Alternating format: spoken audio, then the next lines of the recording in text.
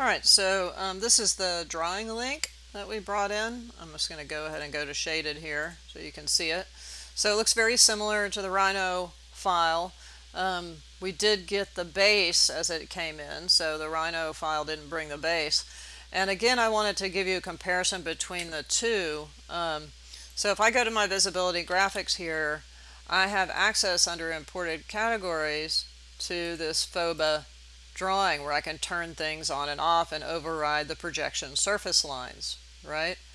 I also, in my object styles, have access, if I expand this, to assign materials to every separate layer, right? Which is quite nice.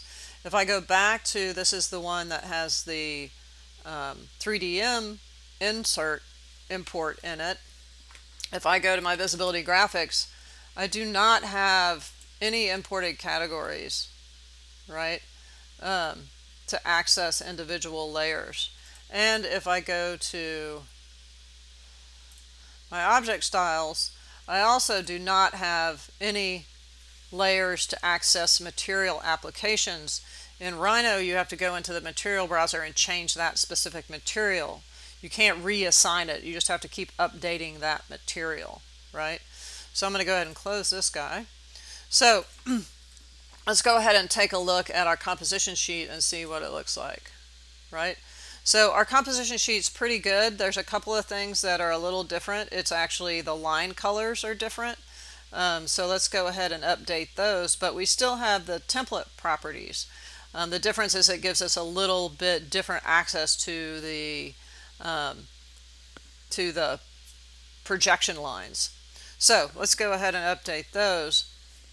I'm going to go to my Plan A1 schematic, right? And you can see that the projection lines are not quite right. So I'm going to go to VV, and I'm going to go to imported categories, and I'm going to expand these guys, and you can see the projection surface lines are over here. It's a little different. Even though it is a generic model, the generic model controls the section cut, but the projection lines are controlled in this area, so it's a little different. So I'm just going to select all, and I'm going to override the lines, and I'm going to make them red.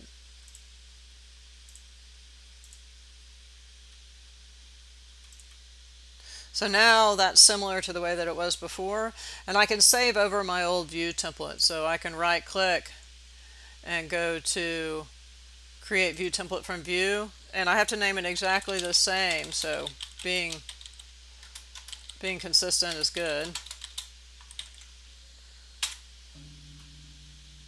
And just override it and click OK. And now if I go to my composition sheet and I pick my schematics and reapply that red view template and click OK, and all those turn red in those views. Now you're still getting colored views in these guys, so that only changed it for those individual views. If we want to change it for the it overrode those colors for those views. If we want to change sort of the base setting, we need to go to the object styles in Revit. So I'm going to go to the Manage tab and go to Object Styles, go to Imported Objects. I'm going to expand that, and you're going to see the line color, right? The line color is coming in as the color of the shaded object.